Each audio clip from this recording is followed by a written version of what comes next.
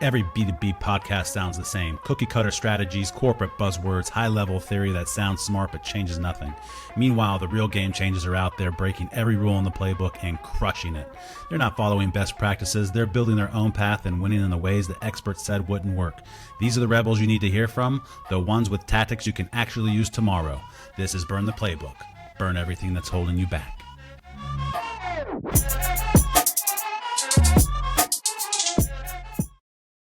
Welcome in. I'm Marc Crosby. This is Burn the Playbook. My special guest today is Alex M.H. Smith. Alex is the author of No Bullshit Strategy, writes an acclaimed newsletter, The Hidden Path, and founder of his consulting firm, Basic Arts. Welcome, Alex. Thanks a lot, mate. Good to be here. Happy to have you join the show. Tell us what Basic Arts is all about and what do you do? Oh, well, I mean, I guess the title of the book is a little bit of a giveaway.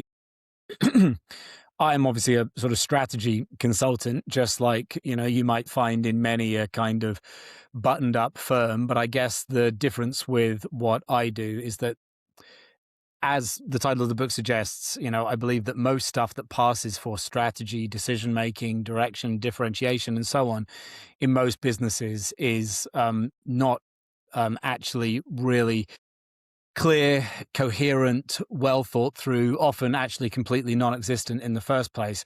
And so I try to help businesses and leaders make real strategic decisions that actually separate them from the competition, that actually make firm, defined choices, not the kind of flabby, made-up choices that are often being passed off for leadership in most companies.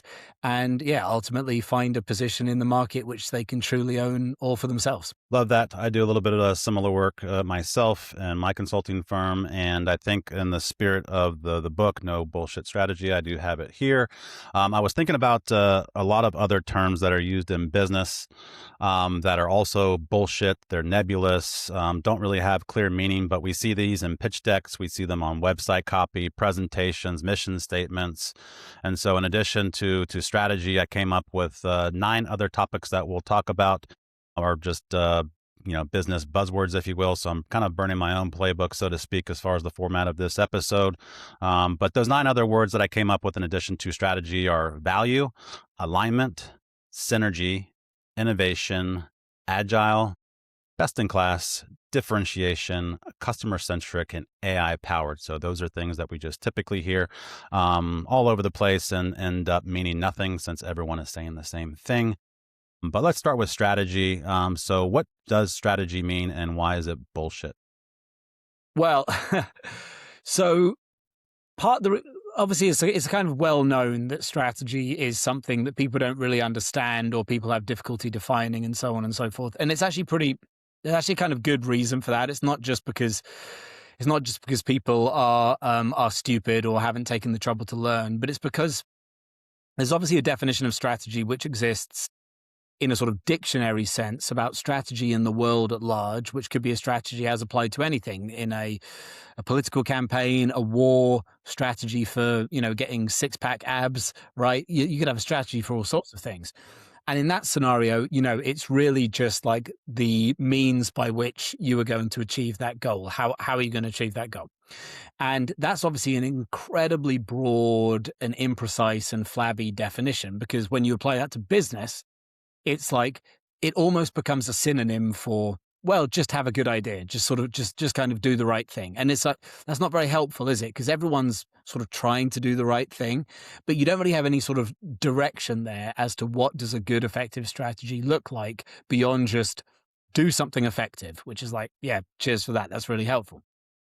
But when we think about not strategy as a whole, but just the domain of business, we can actually narrow the definition a hell of a lot in a way that makes it much, much more usable and easy to talk about. And if we think about like just what a business is, what every business is, all any business is it's a system that's designed to generate value and then exchange that value for other value, i.e. money. And that's really all there is to it. And this could apply to a kid selling friendship bracelets out of her bedroom, or it could apply to, Shell. It's the same game universally. And then we know, because of that, that the way that any business succeeds fundamentally is to put more value out into the world. The more value you put out into the world, the more money people are going to pay you. Again, quite simple. So we can start to see that really the focus of all strategy for all businesses is just finding a way to maximize the value that the business produces and then which it can exchange for money. So already when we have this idea of like value maximization and the strategy is like, okay, how can we give more value to the world? That already narrows our thinking quite a lot. And there's one final step of narrowing, which is very, very important because this is where a lot of people kind of fall off the bandwagon, which is that even if people understand that it's important to obviously produce value for the customer, for the market, which then people will pay for, what they normally miss is that this only counts if whatever the value is you're producing, you're the only one doing it. Because if you're doubling, tripling, quadrupling up on something that people can already get from other sources, then you aren't actually producing new value. You're actually trying to leech off an existing pool of value, if that makes sense. And that's what most businesses are doing. Most businesses, they think that they've got this cracked because they think like, well, we sell socks and we know that people want socks, therefore it's a good business to be in. And it's like, well, no, if it was that easy, that would be great. Unfortunately, the reason that isn't a good business is because there's loads of different places I can buy socks.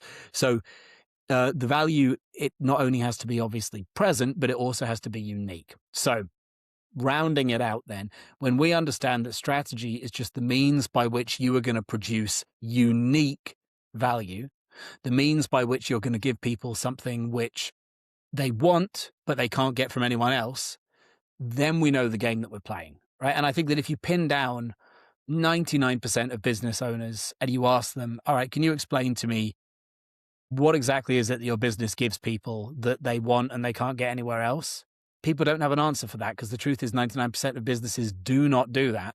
And that is the fundamental reason why they have all these different sort of miscellaneous struggles with marketing, struggle with sales, struggle with alignment or any of the other sort of buzzwords. So yeah, we just need to narrow that definition. And then I think it becomes not easy, but quite simple. Gotcha. That is brings us to the next one because you talked about value quite a bit, and I think that's the problem is that, and not with what you said, but I think how it's used in business because you typically hear business leaders say we add value for our customers, or on websites we say we're the most valuable XYZ in the market or whatever it might be. But I think it's because it's an overused word that it tends to start to mean less and less, especially I guess once we come to topic number 3, which is alignment. The definition of a value for a business differs within an organization. Would you agree? Yeah, it does. I mean, it is honestly, it again, like strategy, it's another one that people can be forgiven for getting confused about because there is a degree of complexity here. So the way that I would think about value is that it's obviously it's quite similar to that whole like people don't buy a drill, they buy a hole in a wall kind of thing. And so it's essentially about firstly recognizing that the reason people buy from you is because they want maybe a more simple, more or less equivalent word is benefit. They want the benefit of whatever it is that you're selling.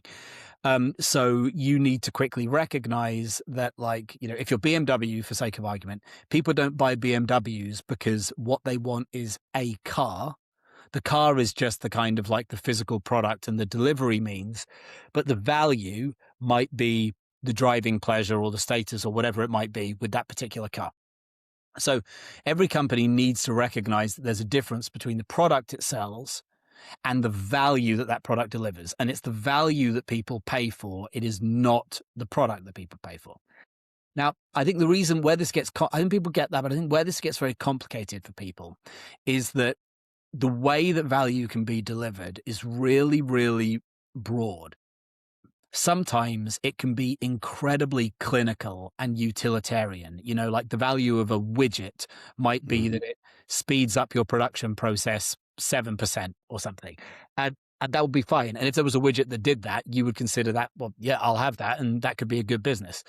But then if we go to something like a Louis Vuitton handbag, the value is obviously much more kind of emotional and ephemeral and status driven. Now, the widget that gives you 10% quicker production speeds and the Louis Vuitton bag, these are actually, although they don't look like it, they're in the same bucket because they're both like miscellaneous products that deliver a desirable value to the customer. But where people struggle is that they can't get their head around the fact that sometimes value can be emotional and sometimes value can be utilitarian.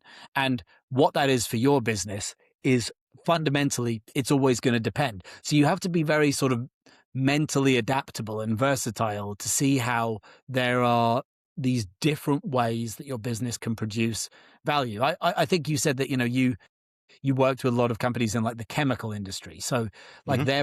they're probably going to be like naturally burrowing down into extremely utilitarian ways of understanding the value that they deliver. And that may well be right. That might be the right thing to do. But you can't block off the possibility that there are other less obvious ways to deliver value. Maybe not quite like Louis Vuitton would, but getting closer to that universe than you might perhaps expect. I think emotional is interesting there because you said the difference between emotional and utilitarian. You would think that in manufacturing, industrial manufacturing materials in the chemical business, it would just be more transactional. But I've found after many, many years in sales is that there is an emotional component tied to a specific brand. And it depends within which industry, but whether they're well-known brands, because I see these statistics that come out as far as the brands with the most value, and those are the ones that are highly recognizable. And so if you're not part of that, I guess, tier of well-known brands, then you're fighting to create brand awareness and kind of create that tie to a specific brand in the manufacturing business. Does that make sense? Because I think we're all human at the end of the day, whether it's B2C or B2B. You do, I think, internalize and think that one is better than the other for X, Y, or Z. But your thoughts on that? Yeah, well, what you make me think of as well, I think this is another way that people they sort of get a bit tied up, is that we really like to compartmentalize business. And we see there, for example, we think that there's a difference between, let's say, brand and product. And there is, but we need to recognize that the leverage of different businesses can come from kind of different places. So like there are some companies out there who are completely brand driven, where there is no real meaningful, let's say, physical or distribution or operational difference between them and their competitors. They are literally identical to their competitors in every way other than the most superficial, design and narrative elements. Then on the flip side, there are companies out there who have got what we might call sort of like, let's call that a soft strategic advantage, right? And then we got companies out there that have a hard strategic advantage where, like, they literally physically do something that no other company can do. And and it's completely black or white. Maybe they have a genuine monopoly. Maybe they're the only player in their market, blah, blah, blah, blah. Now, again, what people don't appreciate, because the inputs to these two forms of strategic advantage are so different, they don't realize that they are kind of equal, and a company can kind of do either one. And again, it's difficult because the skill set involved in creating those two forms of strategic advantage is very, very different a lot of the time.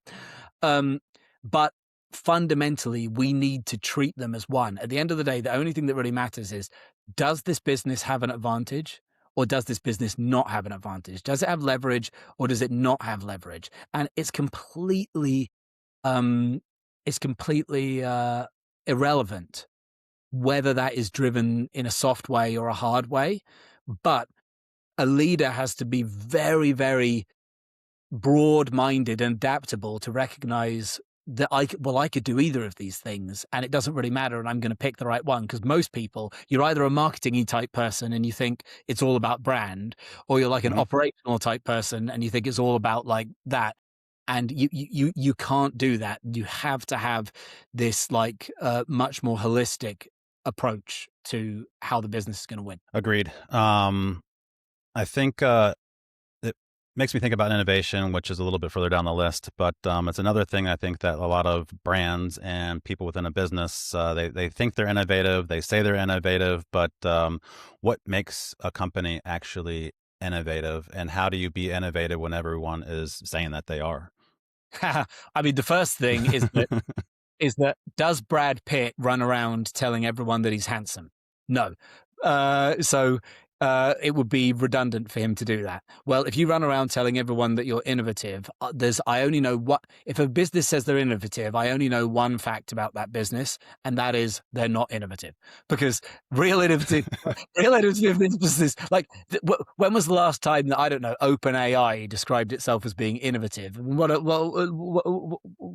stupid thing, you know? So like, the proof ultimately is in the pudding, and the proof would be that you are creating new stuff.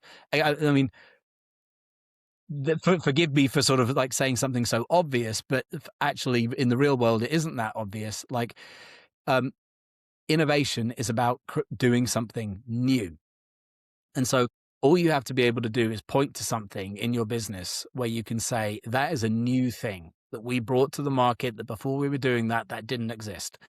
Again, very, very few companies are able to point to something like that. And what they'll normally point to is they'll point to something which isn't new, but they'll point to something which is in some way an incremental improvement on something that existed before. So, yeah, I don't know, to use the car analogy, they'll say like, um, you know, we're innovative because this car gets like 36 miles to the gallon as opposed to 32 miles to the gallon, which the competitor gets. Like, that isn't innovation. That is not new. That is just enhanced. The big difference between new and enhanced. So like, but this newness, to me, I would take it even a step further. I think that no business on the planet deserves to exist unless it brings something new to the table, unless it's innovative, because fundamentally, like I was saying before, by definition, if you don't bring something new to the table, then you're doing something that already existed before you turned up, and the world didn't need you. You're just like you're just a kind of gate crasher at the party, you know. Like, the world doesn't need the 892nd ad agency. You know, we were quite happy with the first 891. Thank you very much. You're not bringing anything here.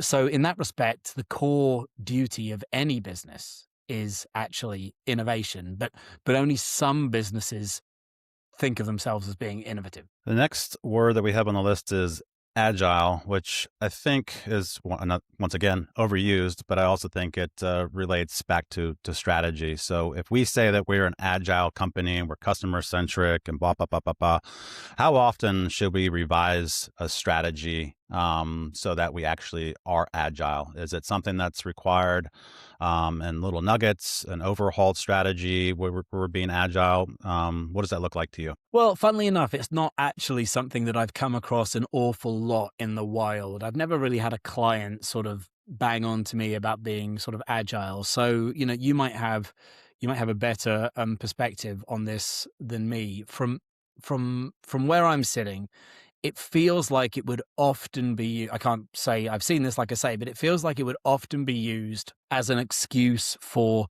number one, incrementalism, just doing lots and lots of little bits of tinkering, but never actually making any big, meaningful choices that really move the needle. And that would be bad. Uh, and number two, maybe possibly a sort of excuse for sort of flip-flopping. And even if you did make meaningful choices, you think, all right, well, we'll do this for a year and then we'll change it and we'll do something else for a year. So both of these things are bad. Like, the strategy is about the big directional move or choice of the business, which directs everything that the business does. It's not like a box of tricks, right? Here are the 32 changes we're going to make to the business this year. And each one of those changes is perfectly good and perfectly defensible, but they don't ladder up to one particular thing. You need to have one particular decision that the business has made, which then all of those micro choices underneath, they are all just like, they all add up to that one thing. So, that's the only way that you're actually going to really make strides in a market and open up sort of new market territory, which is what you're trying to do. So that is the first trap here. And then let's say that you did do real good strategic decision about what this business is going to own in the market, and you make whatever changes you need to do to innovate around that and kind of claim that market territory. Well, to actually really bed in to whatever the area is that you've decided to attack, that's going to take time. We can look at some companies, like, I don't know, Nike, Red Bull, or whatever. In the broadest strategic sense, they've barely changed for like 50 years. Now, what I would add is that, like, executionally, they are always changing. They're kind of like the duck, sort of like steady on the surface, but like furiously paddling underneath. So as you go down the executional ladder to all the little points of detail, that's where you want to be agile. You want to be super agile, sort of executionally, but directionally, unless you've made some huge error or there's some sort of seismic sort of shift occurs in your industry, you need to be playing the long game, and you need to be like compounding on that market position that you are trying to own. So long story short, I think agile for me is a word basically that applies to execution, but it doesn't really apply to strategy. How does that line up with what you've seen? Yeah, I think so. I mean, at the end of the day, I think you have to know what your core capabilities are, and back to one of the other overused words is make sure that your teams are aligned on what that core capability is. And maybe I think that that's where some companies do it right and some people don't do it right. I like your analogy of a duck. I was kind of thinking of like a Mr. Potato Head, where it's like, most of the most of that toy, like 80% of it, is a potato, and that really shouldn't change, but you can make incremental changes to, the hat, the arms, and the eyes, and things like that to adjust based on maybe current market conditions or maybe your customer or whatever that might be. But I don't know. I just made that No, I like that. I like that. And one way that I think about it as well is that, like, I think that strategy is a market play, um, whereas a lot of people think about it as being a customer play. I don't believe it's a customer play. I believe it's a market play, because the right strategic move is determined, speaking very basically, about where there is space in the market. It is actually not determined by what the customer wants, because what the customer wants, either A, might be impossible to deliver, or B, it might actually be very crowded space in the market. So just because the customer wants it, it doesn't fucking matter. Sorry, pardon me. It doesn't bloody matter. And so, like, so strategy in the big sense is about, like, is about navigating the market, and then execution, that is where the customer comes into play. And to your point about the Mr. Potato Head, like, you could be, yes, absolutely, on a micro level, you should be looking for all sorts of ways to please the customer and serve them better, in terms of the little interactions within your sort of value chain, let's say. But at the macro level, about where is this business going? What is this business about? What does this business own? Like, the customer can't determine that. And that is the bit which for me is not really agile at all. Gotcha. When you discuss strategy with companies and executive leadership, how do you cascade it or pull that through to the front lines so that, once again, everybody's aligned, they're all singing to the same sheet of music? Is that something that you get involved in, or do you leave that up to the business to do that themselves? Well, for a long time, I didn't get involved in it. And I then sort of determined that on the projects I didn't get involved in it, I would say the success rate, and by which I mean success in my terms, which is, did they actually aggressively and cleanly execute the strategy? Sometimes they think they have, but they haven't, right? I would say that the success rate was 20%, maybe less. So I was like, well, there's a real problem here. Obviously you can't just dump the idea on the company and then walk away and everything's going to be great.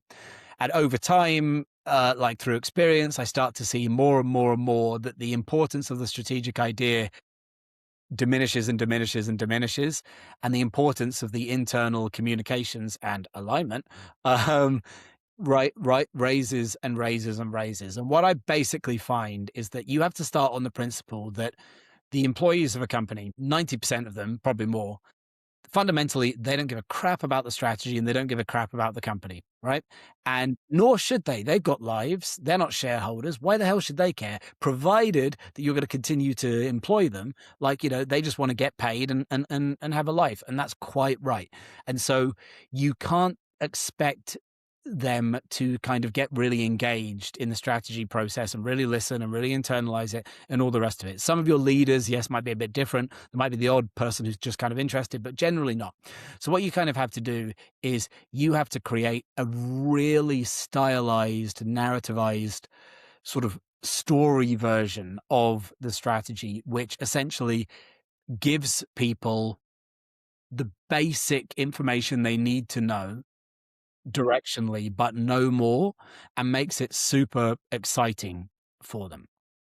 So I create this thing now I call the company story, which is basically like you've done the strategy with the chief exec or whoever it is, and this is like quite a kind of sort of a sort of essay type document, basically, like not a lot of flair in it necessarily. You're saying, right, this is the read of the market, this is our hypothesis, this is what we're going to do, da da da da da. Then you have to turn that into another version which makes it sound like this kind of awesome mythic quest that everyone would be like, wow, that's cool, and I want to be sort of involved in it. And that is the version that you take to the business, and you can turn it into a super cool video and all this kind of stuff. And we look at like, why do people to this day, they still like to watch old grainy videos of Steve Jobs talking to Apple employees, because he was someone who was very good at narrativizing strategy. Mhm. And this is the fundamental job, to narrativize the strategy in a way where the people who are working for the organization think, number one, they get it instantly. You tell it to them once, they remember it forever. So that's quite difficult. And then they're actually pumped by it because you present it to them in a way that makes it sound quite ambitious and mischievous and kind of countercultural. And they can feel good about themselves and they can feel good. Wow, I'm working for a company that's really doing something like quite cool. Like, I mean, it's an unfair example, but the people who work for SpaceX, let's say, they are prepared to be treated like absolute dirt because, damn it, isn't it cool to be working for SpaceX and we're going to put people on Mars, and isn't this amazing, right? Now, I appreciate that like most companies aren't doing something as cool as that, but you need to be doing what you can to generate that level of clarity and excitement. And this really is like, we all know how, well, I like to think we all know how to do an exciting ad for customers, but you've also got to do an ad for the team as well. The team has got to be treated with just the same level of like care, creativity, and kid gloves as your customers do. But of course, the two stories are different. Sure, certainly. Um, the next topic that we have is best in class, which I think is another just overused term, and it kind of just tends to mean nothing. But what does that mean to you? Well, unfortunately, it does mean something, and I think it actually means something very bad, because one of the because one of the core strategy principles, remember what I was saying before about like, if the value you're producing isn't unique, then you're just doubling up. You shouldn't even be in the game. Well, best in class, better or best, this is a synonym for the same. Because if you say that X is better than Y, what you're saying is X is the same as Y, but in some respect, a little bit more. Take our word for it. Now, this is a profoundly ineffective way of doing strategy, because the market, it doesn't really notice better. If two companies are basically offering the same thing, the one that normally wins that battle is the one that's more famous, the one with better relationships, or the one that's got more money to spend on marketing. Now, you might say, but I'm best in class. It's like, that is completely impotent. Like, if someone, it's a stupid example, but if someone releases a new cola that they say is best in class, which many people have tried to before, by the way, many people have said, Coca-Cola is rubbish cola, I'm going to release a really good cola. God knows how many companies have tried that stupid idea. And everyone, well, maybe some of them are moderately successful, but basically they all failed because ultimately, well, if I want a cola, I'll go for the one that I've heard of, and et cetera, et cetera. So that sort of shows the impotence of the best in class mindset. The goal is not to be best in class. The goal is to be the only one in the class. And if that's the case, it doesn't even matter if you're good or bad. If people want that thing, you are the only game in town. They have to come shopping from you. Frankly, you could actually be quite bad. You could be quite rubbish, and it almost wouldn't really matter. I mean, it doesn't apply now, but for a long time, like in the glory days of Tesla, for example, there was a lot of things that weren't very good about Tesla cars, some terrible build quality, stuff like that. Did that hurt them? Not an iota, because at the end of the day, if I wanted what Tesla are selling, who else am I going to go to? I can't go to anyone. So I would much rather be worst in class, but at least be the only one doing it, than I would be best in class. So if you're, I guess, kind of along those lines as far as differentiation, what does that look like in commodity markets where everyone is doing the same thing, in competitive markets? How do you line up differentiation against your competition, so you're not just simply saying the same thing that everybody else is? Yeah, so I mean, this is the battle that probably, I don't know, 70% of businesses have, I would say. Now, the first thing that I think is important to think about with differentiation is that this is a huge point, subtle point people don't think about. Differentiation is not about being different in some way.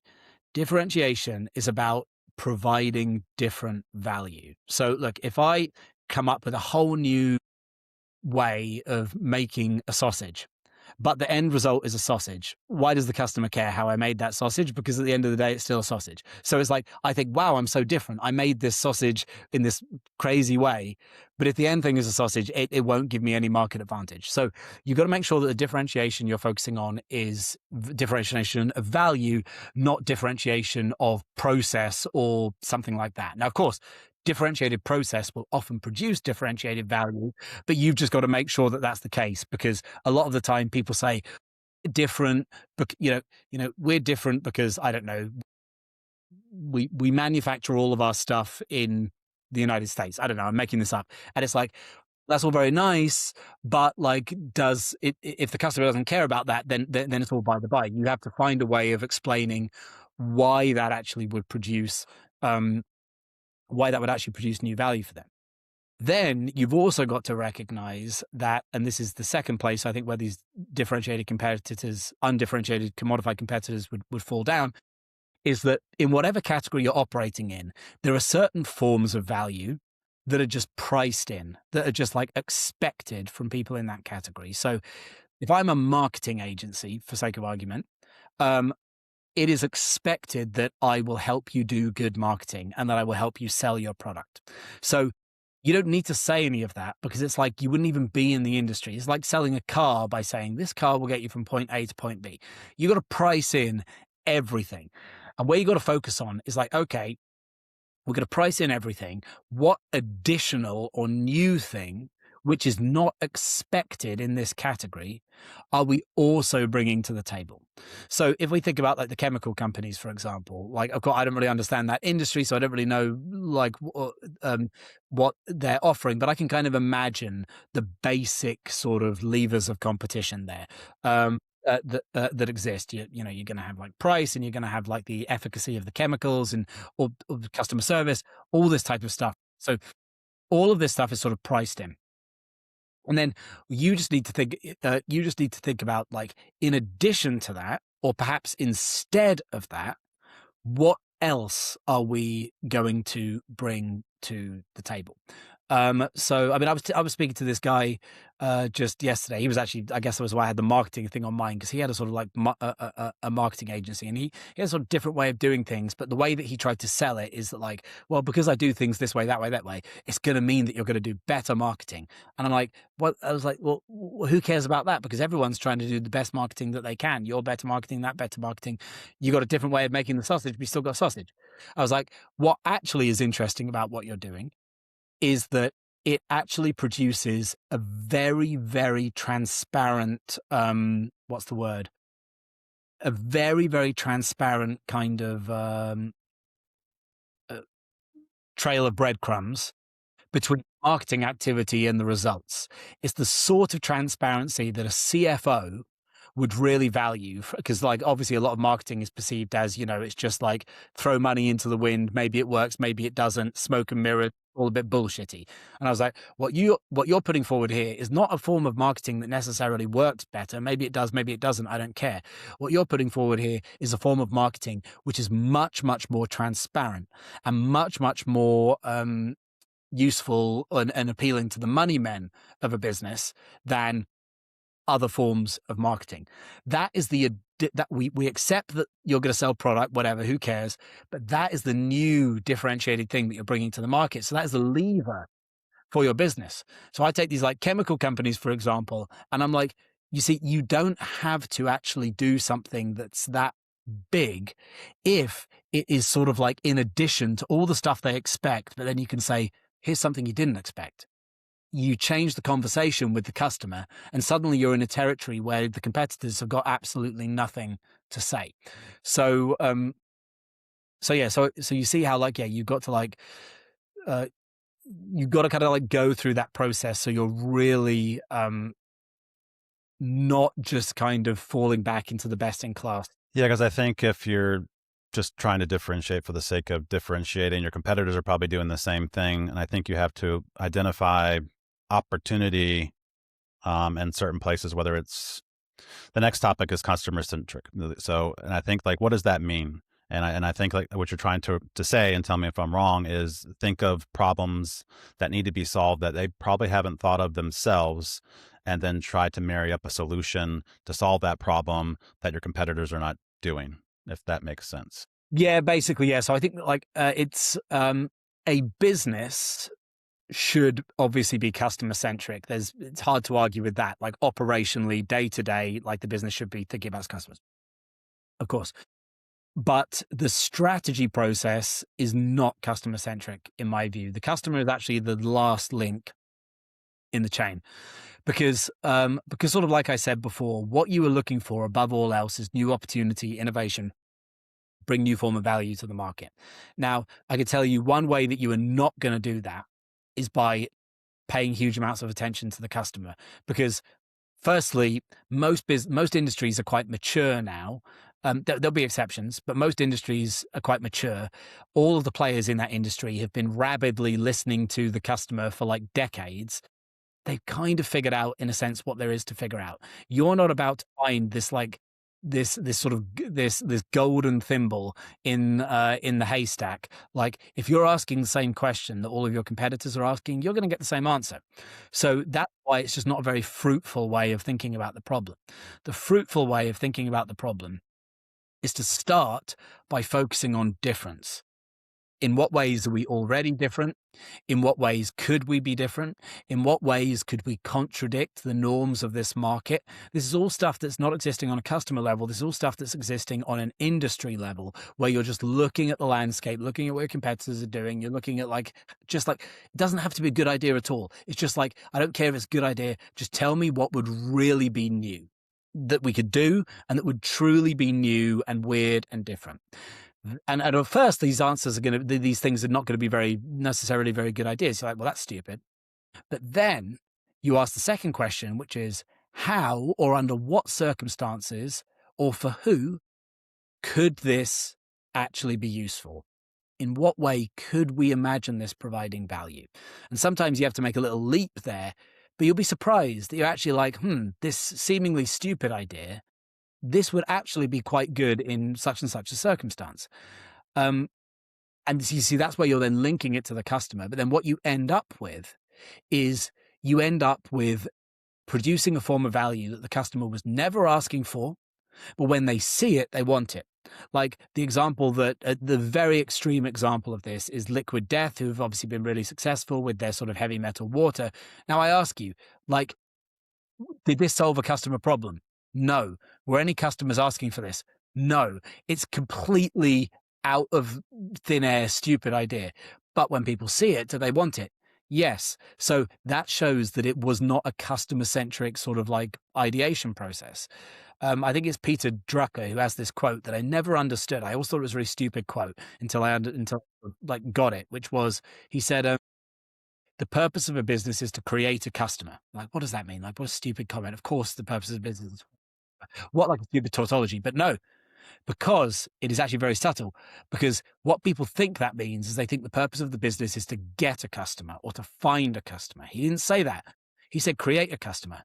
What create a customer means is it means you create a customer that did not exist before.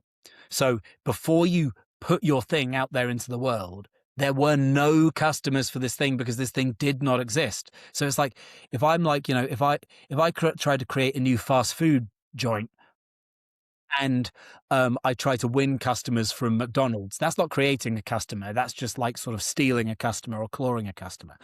Like, what I have to do is actually like, I'm not taking necessarily anything from McDonald's. Maybe I have to be like generating the customer that never existed in the first place. So the example that someone gave me in an email, which I thought was a nice example, was that like before Disneyland existed, like, there were no customers for what Disney is selling. Disney as a corporation has created more customers than any other company in history, because if Disney didn't exist, there wouldn't be another Disney, I don't think. I think that just nobody would have ever done what Disney did in the first place.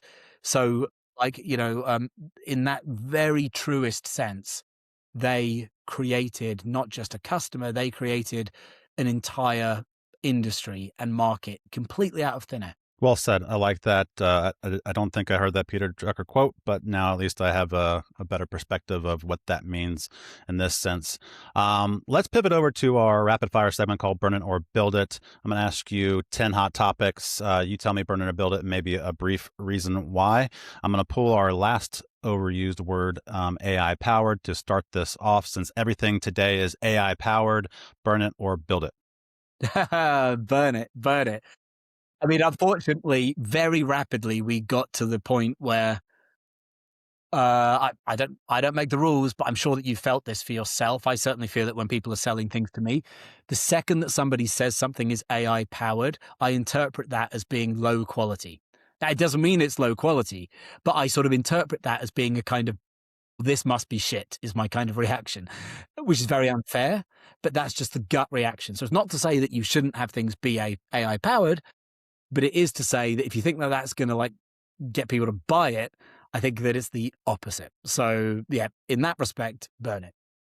Agreed. Burn it.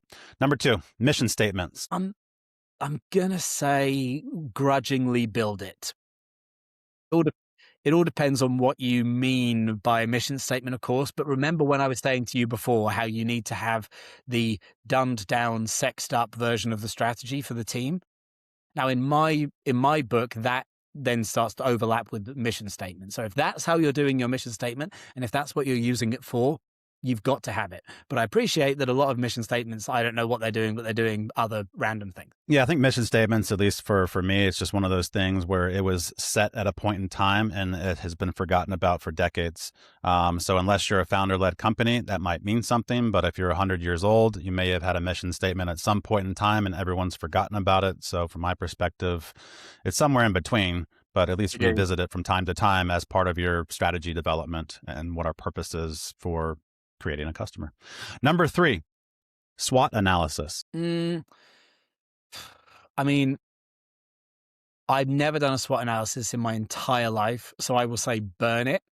But are there people out there who get a lot of value from a SWOT analysis? Well, my God, it survives somehow. So, if it doesn't hurt anyone, then I say fill your boots and go for it.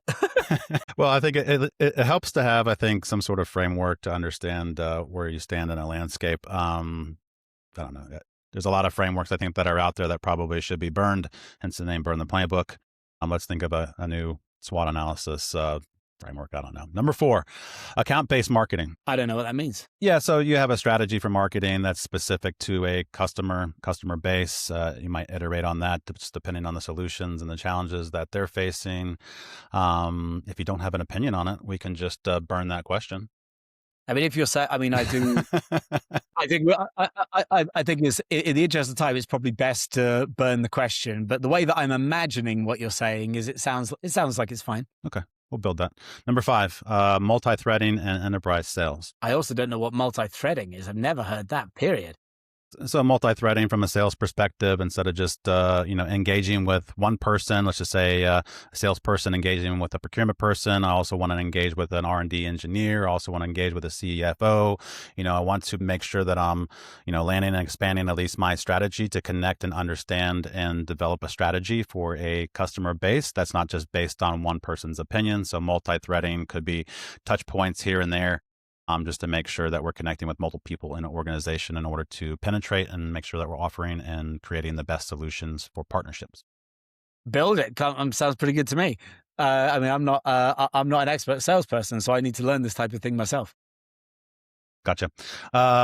Number 6, competitive battle cards. This would be more or less as far as creating, customer specific objections and challenges and things of that nature. So, salespeople and marketing people are prepared at least to understand what your competitors are doing, understand what the objections would be, what the responses, and things of that nature, as far as just acutely preparing everybody, maybe over preparing. No, it sounds great. Sounds great to me. Again, it's if you actually had your strategy down pat, these things would to an extent write themselves. So as always, the value is determined by the quality of the information that goes into it rather than the thing itself. Gotcha. From my perspective, at least battle cards, that's not something that most salespeople are armed with, as far as just marketing, providing them the rules of the game, so to speak, the landscape, a cheat sheet, a quick reference card, something like that, that might help them win more deals. Number 7, 60-slide pitch decks. Now, I'm definitely inclined to say burn it.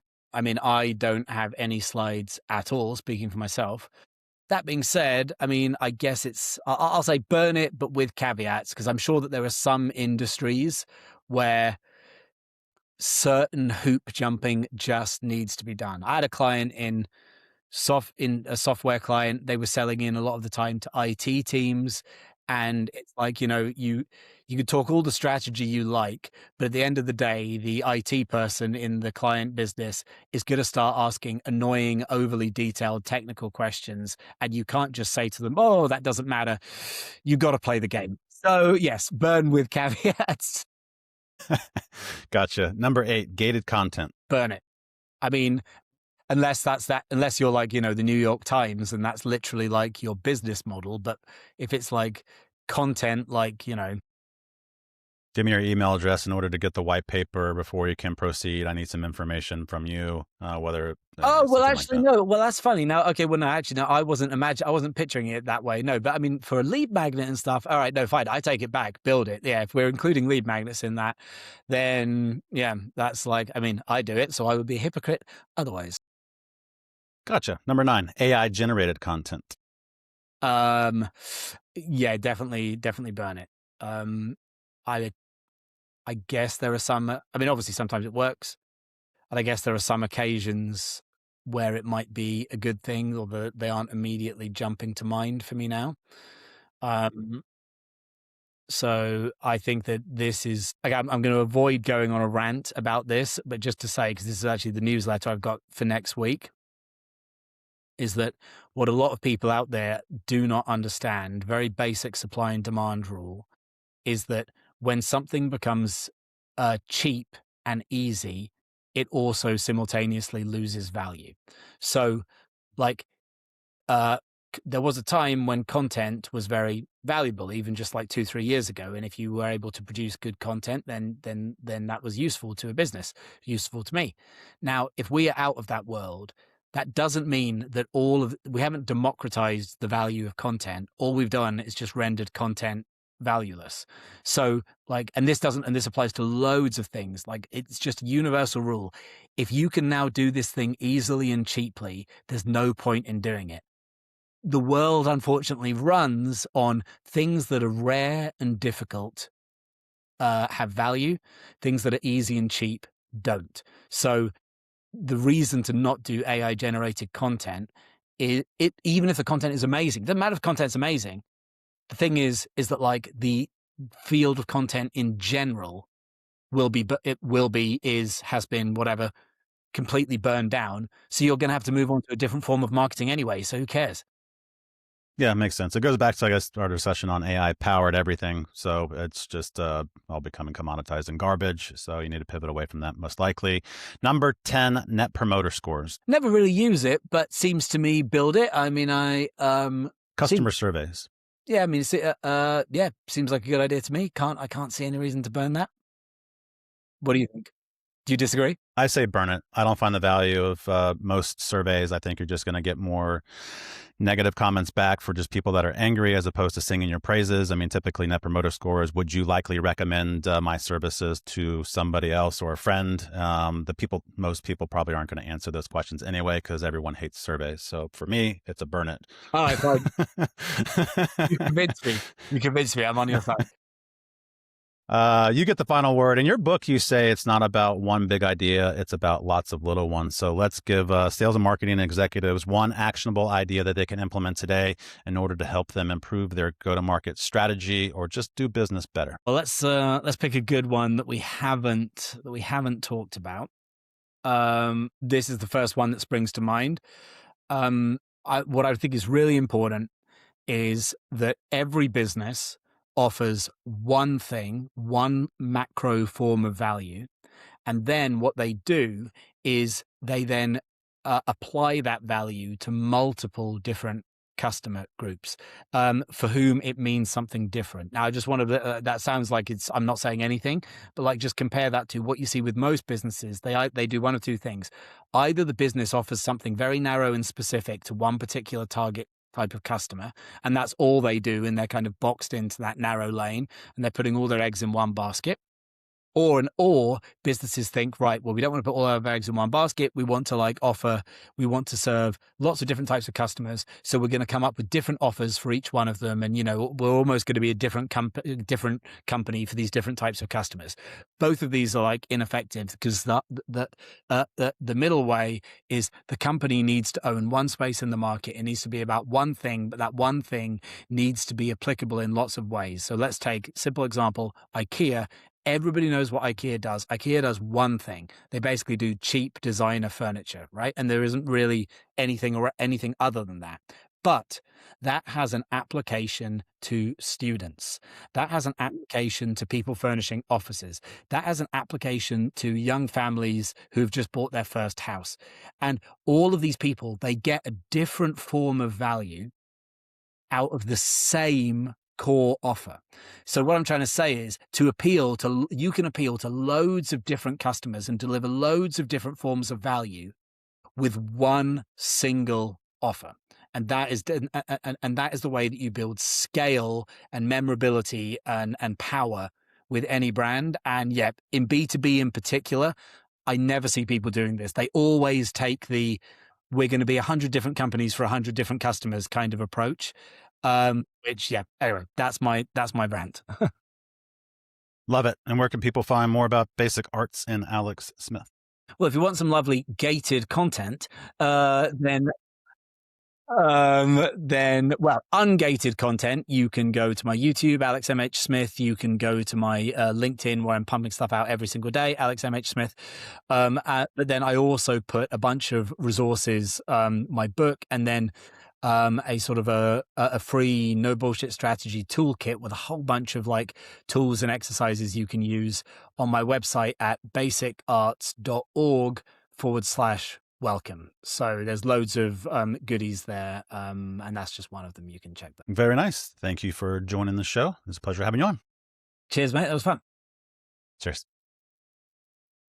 That's how you burn the playbook. If this conversation fired you up, don't let it end here. Subscribe wherever you get your podcast. Share this episode with someone who's tired of playing by the old rules. And if you're ready to challenge your own sales approach, let's connect.